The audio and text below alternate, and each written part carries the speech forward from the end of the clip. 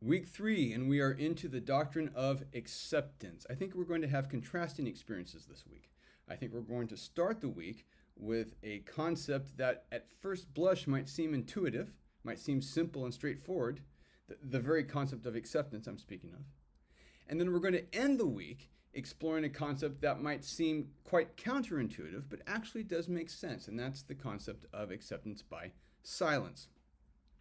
So as Everett had already showed us, we saw that acceptance gets a little more complicated as we unpack it, as we reflect on human experience and we see the different situations that arise. We found that there's more than one form of acceptance: acceptance by silence and acceptance by performance. We found that the legal effect of that manifestation of assent can vary. We have to ask, what legal obligation has been created by that manifestation of assent? What have I actually accepted? What contract have I entered into?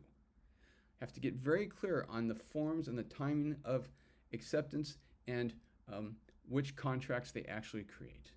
And then finally, we have to look at the notification requirements and get really comfortable with those. You might not have thought walking into class that notification requirements can really impact the enforceability of an acceptance, but as we've already seen, they can, and we'll continue to explore how they can.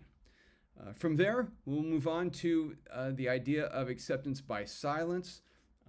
You might not have thought, again, that a person, by saying and doing nothing, can create a legally binding agreement.